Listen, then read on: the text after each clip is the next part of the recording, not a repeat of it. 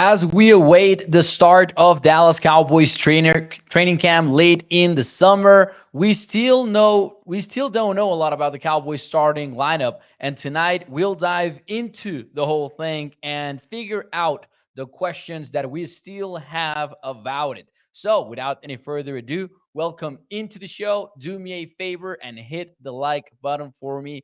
Let's get the show started. Here we go.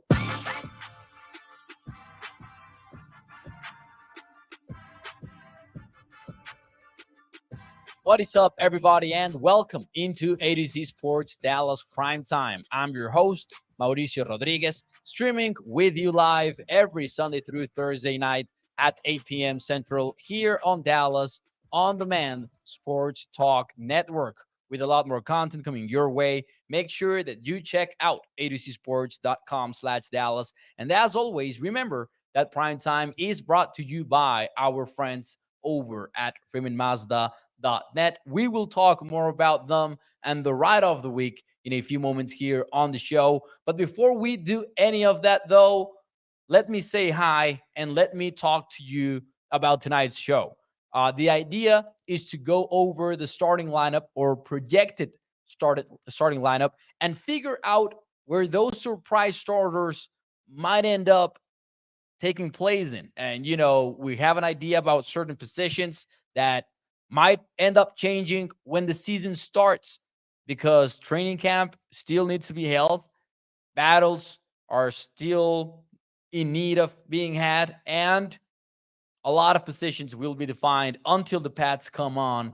And you never know what can happen. You never know what can happen in some of these positions. We all have a very good idea about some of them because we all know who are the starting cornerbacks, for example, especially on the outside. We know that. We know who's the starting quarterback. We know about the wide receivers. But there are some positions where we still don't know how battles will shake out. And then there are some positions that we think we know, but we might end up being surprised. And that's what I want to get into tonight. Before we get started, though, here, let me ask you in the chat, which position do you think is the mm, mm, what's the word here? Which position are you the most intrigued by in terms of the starting lineup? I think that's the way to put that question. Let me say hi really quickly in the chat while you give me your answers. Which is the position that you are the most intrigued by? The one position that maybe you feel like you don't know who's going to start at that place, let me know in the chat. We know nothing. John Moses, Mouse, House Nelson, excuse me. What's up, Gregory, Mark, Aaron? I don't know what happened there. Inez Gomez, Porky, shout out to you, sir, over at Facebook. Katharina, we've got Bruce as well. Toxic Tom with the first answer of the night. He says, kicker. Man, I do wonder about a kicker. I'm not even taking it into account kicker tonight because it feels like that guy is not on the roster yet. But it's a good answer. Lance Bell says kicker as well. Gregory says wide receiver. Oh, interesting. Interesting because I think that we already know who's starting three at the wideout. But maybe Gregory's calling for a surprise there. We'll see. D line for sure, says Mark Aaron. Yeah, that's a good one too, especially because it can be moved around very easily. Our kicker could literally be anyone on planet Earth, says Toxic Tom, quoting what special teams coordinator John Fassel said earlier in the offseason. Katharina says kicker. Russell goes with linebacker. Offensive line is the other. Do we Mo, says Gregory, about the wide receivers? Yeah, I mean, we could have a surprise, I guess. We could have a surprise if you are thinking of any surprise in particular, Gregory. Let us know in the chat because that would be interesting for us to not be fully aware of who ends up starting at wide receiver. So let's get right into it. Right now on the screen, you can see the starting offense, or at least the projected starting offense from myself. Let me know in the chat, where do you think I'm wrong? And I will go through it really quickly here to see if we can all get on the same page here. Let's start with the wideouts since we were already talking about it.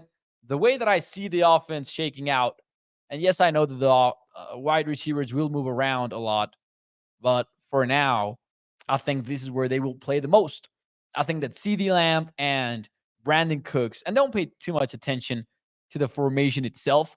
I just think that Cooks and Lamb will be on the same side of the field most of the time and have that be the strong side of the offense, not necessarily defined by the tight end or the running back or all of that, just defined by where is your passing strength. I think CD Lamb and Brandon Cooks will be together most of the time because that way you avoid having both of them being racketed on each side of the field. It's relatively easy to run doubles, what we know as doubles at least, which could be brackets, cover seven, however you want to call it, to each side of the field. But if you've got Cooks and Lamb on the same side, it's pretty difficult to double both of them up. So I think they're going to be on the same side of the field most of the time, with CeeDee Lamb being the guy in the slot and Brandon Cooks doing his thing over on the outside. Then I do have as the X receiver or the isolated receiver, I do have Michael Gallup being the starter. Prescott is obviously the quarterback. Pollard is obviously the running back when healthy. And assuming everybody's healthy here, just for a moment, talking specifically about Terrence Steele, this is how I see the offensive line shaking out. And now in Jello are the ones that we really don't know about. And this is the part that more or less concerns me because I agree with some of you that said offensive line in the chat. Not because the Cowboys don't have the players, but because we don't know where those players will line up. Like, I like Tyron Smith, I like Tyler Smith, and I like Terrence Steele. But where we will each line up, that's what I wonder about. Terrence Steele, in my opinion, is a projected right tackle. He might not be ready to go week one. Tyler Smith and Tyron Smith, in my opinion, are going to be on the left side, respectively, from the inside to the outside. In other words, give me Tyron where he plays the best football, and that would be at left tackle. And give me Tyler Viadish where he is best at right now, probably at left guard.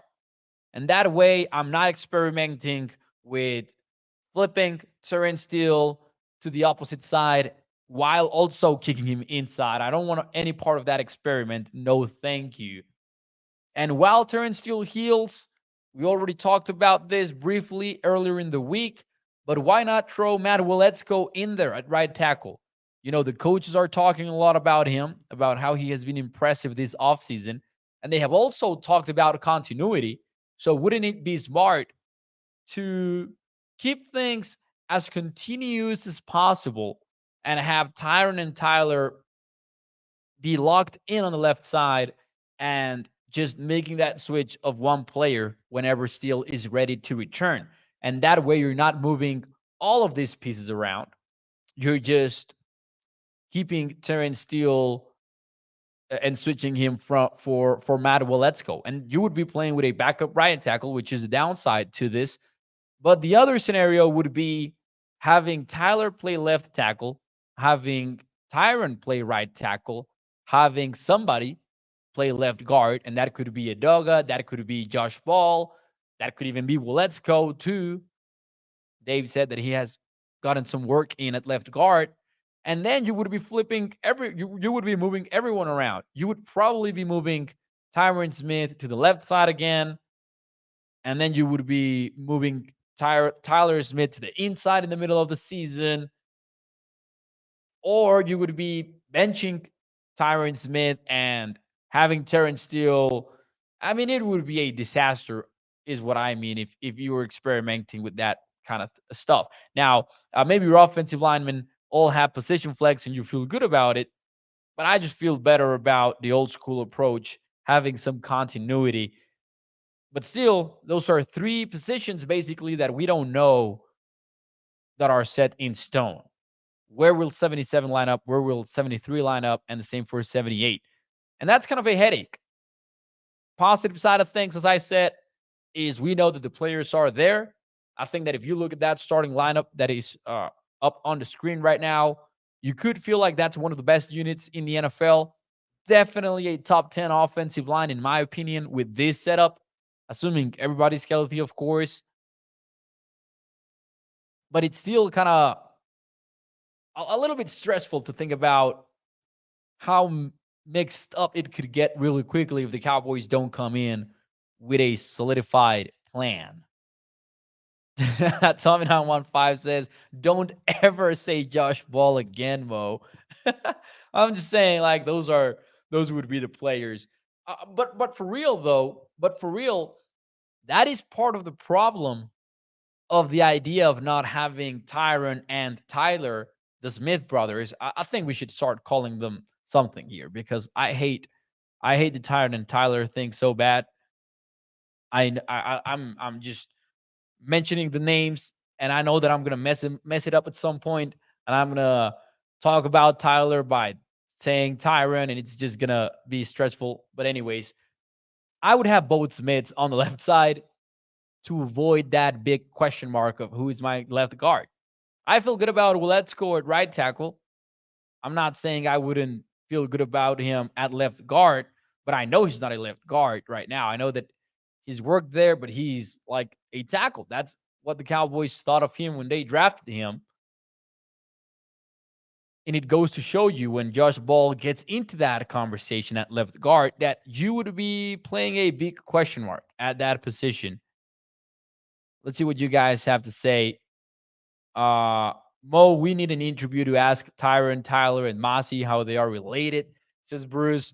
Well, but even hey, even Mossy plays on the other side. It's funny that both Smiths could be on the left side of this offense. And then tight end, and I put his number and name at red because this is one position that I do think is up in the air. Tight end, Luke Schoonmaker. Maybe Schoonmaker makes it. Maybe Schoonmaker wins the starting job right away. But I do think that is a question that is up in the air right now. Jake Ferguson did have a productive year as a rookie. And I don't think it's even a Ferguson versus Schoonmaker battle. It's a Schoonmaker versus himself battle because he is a second round draft pick. Can we act as if he is a plug and play starter? Heck no. He would have been gone earlier. I like Schoonmaker, do not get me wrong, but that's why his name and his number are in red. My question from me to you is gut feeling, who starts week 1 at tight end? Let me know in the chat. What do you think about that? While you do that, and before we move on onto the defensive side of things, let me talk to you about our friends over at freemanmazda.net. A family owned business, has been so for over 65 years. You can check out all their cars in their car dealership at Irving, Texas, or you can browse through their wide range of new and used vehicles at freemanmazda.net. You can see pictures of every car, you can see the features of each and every one of them as well. And as we do around this time here on ADC Sports Prime Time, it is time for us to dive into the ride of the week. In this case, it is the new 2023 Mazda CX-50 2.5S Select all-wheel drive. It's got rain sensing wipers, it's got all-wheel drive, a blind spot monitor, and ladies and gentlemen, you can check it out over at freemanmazda.net. Let me give you a little bit more information. Miles per gallon capacity of 24 when you are in the city. That goes up to 30 when you are on the highway. And it starts at 31 grand, $70. You can check it out over at freemanmazda.net. So, will Jake Ferguson start? Will it be Schoonmaker? Or does anybody gonna go with a bold prediction and say somebody else? Let's see. Russell says, I think Ferguson. Ferguson for Lance. Ferguson for Bruce. Ferguson for Gregory. Ferguson for Tommy915. 6 to midnight says Ferguson will start, but we will see a lot of both at the same time. Wow, no love from Schoonmaker. Jake from State Farm. Week 4, week 5, maybe different, says Gregory. And that is the thing. Ines also goes with Ferguson. Katharina goes with Ferguson. Jeremy Sprinkles is Toxic Tom. Come on, man. Now, here's the thing. Week one, I think the safe bet is Jake Ferguson. Yep. I think we see more of Schoonmaker, though, throughout the season than we do Ferguson. I think that he ends up winning that starting role at some point. But week one, it's a safe bet to say the guy that has been here before, especially with this being an offensive tight end room that will ask a lot from each side ends from a blocking assignment perspective and all of that. I don't think that's going to change. So I'm going to say Ferguson uh, has the upper hand in terms of week one. In terms of the entire season, I'm going to go with Schoonmaker, though. Shout out to James Ferguson, close enough to our projected week one starting tight end, who says, today's my birthday. I'm big, 27. Hey, happy birthday to James. Hope that you enjoyed it, man. And I wish you a happy birthday and hope that you have some fun tonight. Hendershot for Reginald. Only if Ferguson screws it up, says Russell. Danny Savage says, Schoonmaker, waste of a pick, deepest tight end draft in 20 years. I wish I was his cousin, says James Ferguson. James wants a handout. Nah, I'm just kidding. Would it be fun? Would it be fun to be a cousin of a Dallas Cowboys player? Just kidding. Just kidding. Anyways, moving on. Moving on a little bit here to the defense. I think this is where we could see some surprises, man. Now, I hate that, the Cowboys defense can show you so many different looks. And this is a very basic lineup that I came up with for tonight's show, basically showing what would be a 4-2-5 on the screen right now. But we're going to see a lot of crazy stuff from Dan Quinn this year. And I'm just going to go quickly through it. At safety, I'm going to put, obviously, Malik Hooker and Donovan Wilson as your more traditional safeties. Outside cornerbacks, give me Stephon Gilmore and Trayvon Diggs. I think those four players that we have already gone through are locked in, penciled in. Nothing's going to change that. And then it gets a little bit interesting. Nickelback, I shit it because I have Deron Bland and Jaron Kears. Because obviously Jaron Kears played a lot of nickel snaps last year. He's a safety. He will see a lot of playing time as such. I've mentioned this before, but most of the snaps you will see Hooker, Wilson, and Kears together on the field. And Kears is difficult to kind of like position in this graphic because he will line up in the slot. He will line up inside the box. Sometimes he will replace a linebacker. Sometimes he will replace a cornerback. He's just that versatile. But for now, I just put him in as kind of like a nickel player alongside Deron Bland. Deron Bland's going to be the starting nickel back and give me Kears somewhere in there. At linebacker, though, I have LVE penciled in. I do think that as long as he's healthy, he's going to be starting. But this is where it gets interesting. Damon Clark. Damon Clark from 1 to 10. Let me know in the chat how confident are you that he's going to be the starter. This week, we talked a lot about Jabril Cox because he had a strong minicamp, according to reporters. People talked about him having back-to-back plays that sent the team into a frenzy of celebration in practice after making back-to-back plays. And Jabril Cox might end up working his way into the defensive rotation. It would be quite the ask to assume or to ask from Jabril Cox to end up earning the starting role.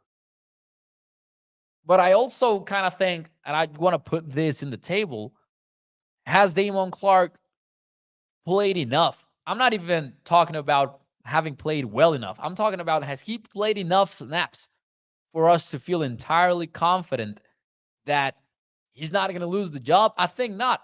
And again, it's not about how well he played last year. It's about how much he played last year. Not a lot to figure it out, in my opinion. So I do wonder about it. I think he's the starter of the team. I think that that's Clark. I will just say I won't go with a 10 in terms of confidence of him starting. I'm gonna go with a solid 7. I think that Damon Clark is your likely likely starter. However, we know that LB has been injury prone at times. Damon Clark is also maybe, I don't want to say red flag because I don't think that's correct. But there's a neck issue in there that we wonder about sometimes. So maybe at some point, Jabril Cox ends his way into the starting lineup. But for now, I do think it's going to be Damon Clark. I do think that if we're going to see a surprise somewhere in there on the defensive side of things, it might be at linebacker because of Jabril Cox. I'm not even going to say that the Marvin Overshown is going to end up cracking the starting lineup. I just think that a lot of things could go differently than we expect at linebacker. Let's see what you guys have to say. Danny Savage goes with a 10. 6 to midnight goes with a 6. No, 10, sorry. Lance goes with a 6. Katharina goes with a 5. Toxic Tom says 10 because there is no one after him and LVE. Russell says do not count out Armstrong. The thing about Armstrong is that, and that's something that I wanted to discuss a little bit here. Sometimes we'll see 3 edge rushers, but for the graphic, for the purpose of the graphic, I just could include 2, and I would count him out on the sense of he's not going to be above Lawrence and he's not going to be above Parsons, if that makes sense. But Russell has a significant point in that a lot of the times it will be 3 edge rushers. Sometimes it will even be DeMarcus Lawrence and Micah Parsons on the same side with another defensive end on the other side. And sometimes some passing situations, it's going to be a NASCAR front, 4 defensive ends, ears pinned back, ready to go get the quarterback. And that's why kind of like fitting everything into a graphic when it comes to a Dan Quinn defense is pretty tough. It's pretty tough and it's not entirely accurate. Anyways, that's the one position that I had not addressed yet. Defensive line, give me the Marcus Lawrence and Micah Parsons on the edges. And yes, give me Miles Smith as a one technique slash nose tackle. I think that he can earn that role right away. And I do think he can start immediately for the Cowboys, even over Jonathan Hankins. Gonna be a fun battle. Patrick Walker put out a very interesting tweet at some point in minicamp in which he pointed out that, hey, Cowboys are gonna have packages in which they're going to have Hankins and Massey on the field at the same time. Why does that matter? And I do think that it matters a lot. And I posed this question to Patrick Walker, but maybe it's a little bit difficult to answer that one unless you have like the end zone tape and that kind of stuff, and you know what the Cowboys are playing in that specific snap. But it matters because when we talk about the Cowboys defense using more two safety looks, two high safety looks, and Dan Quinn maybe changing things up a little bit from his usual cover 1, cover 3 defenses and moving on into a more of a quarters look to try to take away the deep passing game from rivals and having to defend the run as a consequence with a light box because you're having those safeties up high and offenses might spread you out. So you might have a 6-man box at times. In those type of situations, you want 2 bigger defensive tackles and you want them both to play 2-eye, right? And that would be the alignment.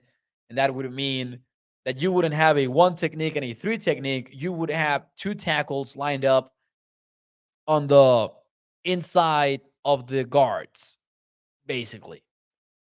And that way, they can play 1 gap and a half. So they can defend the run a little bit better because they can react to what's happening. And if there's a cutback or something like that, they're not going 1 gap fully aggressively. They're kind of making sure there's not a cutback from the running back. And you see it a lot on the big Fangio defenses. You see it a lot on the Brandon Staley defenses. And I think that in passing situations, we think a lot about, well, not passing situations, but when the Cowboys want to play with those two safeties up high, but they want to take care of the run as well, we could see a lot of Moss Smith and Jonathan Hankins at the same time on the field. Anyways, though, for the most part, I think it's going to be Mossy at nose tackle. And I think it's going to be Osa Odigizua at tree technique. Obviously, uh, he's been very good. I think he's been one of the most underrated players by the fans lately. He is a weapon for the Cowboys. I think that if we're going to see some surprises, it could be here because we could see some surprises at linebacker. And heck, we could even see some surprises at cornerback. And with this, I mean, could we see a world in which Gilmore or Trayvon Diggs travel and maybe one of them becomes the number one guy for a given week? Or we could see Izumukwamu cracking his way into the rotation here and there. Maybe we could see less of, say, I don't want to say like, yeah, we're going to see less of Jaron Kears, but my point is, are we going to see him in a more specific role? I think the Cowboys have so much talent on defense that you want to see some of the players that are in the bench get some playing time. And I wonder what Dan Quinn does to get to that spot. It's going to be fun. I want to read a comment from Toxic Ton that I kind of missed earlier. He says, Mo, look at that defensive line. Finally, no more undersized bargain bin Marinelli scrubs. It is a very good defensive line, especially when you consider that behind those guys, there's a Durrance Armstrong, there's a there's a Sam Williams, there's a Dante Fowler, Chauncey Goldston. Like, it's a deep group of players as well. And there are going to be some tough cuts at that position when the time comes, man. There are going to be some players that we're not going to feel great about cutting, but the Cowboys are going to have to do it because they have too many. They have too many guys. Plus, then there's the UDFAs that have some people excited. I think they all have a very difficult path to the 53-man roster, but you never know. You never know, right? Middle linebacker room and O-line room is iffy, says Danny Savage. Yeah, inside linebacker is a question mark for sure. I do agree with that. It's a tough one. We still wonder if there's going to be a veteran addition later in the offseason. Even Anthony Barr could play well again. And no, you're not getting the same version of Anthony Barr when we wanted to see Anthony Barr at, his previous stops, especially, well, like the Minnesota Vikings, I mean. But you can still get a serviceable veteran out of him. And I think, that's enough. We've talked about this at length on primetime. You need those solid players. And who cares if they're not good or very good? That is how NFL teams are built. And that way you have some sort of insurance. Like if one of these young players like Clark or like Cox do not work out, you can always insert a veteran linebacker.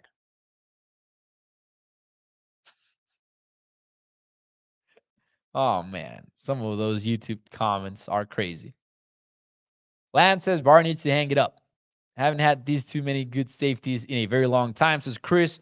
And Chris, the best part of that, man, is that they get to play three of them. Like they have three top tier safeties, and they get to play three of them in Hooker, Wilson, and Kears. Anyways, ladies and gentlemen, before we get out of here, it is time for our one cool thing of the week. For those of you who are new to the show, this is where we share our one cool thing of the week. And it can be anything personal, professional, sports related, non sports related, whatever you want it to be. Let me know in the chat what is your one cool thing of the week. On Sunday, I couldn't wait, so I burned the possibility of me talking about the Chihuahua team that won the championship in the Mexico Professional Football League. The team for which I work with won the championship. Not gonna use that as my one cool thing because I already used it on Sunday. But while you give me your one cool things, I'm gonna say that Very excited. And if there are gamers watching this right now, they're gonna understand my hype right now. But my one cool thing of the week is the Starfield Direct. Man, since Sunday, I have not been able to think about pretty much anything else other than that video game. I'm a huge fan of the people who made it, huge fan of Skyrim, of Fallout, all of those games. And now I cannot fathom waiting until September to play Starfield. And the worst part of it all is that I'm gonna be so busy because that's when the NFL season starts. So we're gonna see what happens there. But if you guys are gamers, you know what my hype is all about. That video game looks just out of this world. They're gonna literally put you on space, and then you will be able to do whatever you want in over 1,000 planets. I cannot wait. Let's see what your one cool things are. Mrs. Toxic Tom says, "Hey Mo, my one cool thing went on a boat cruise with my company down the Potomac in Washington, D.C. That's awesome. That's awesome. Congratulations to Mrs. Tom. This week is Father's Day, says TC915.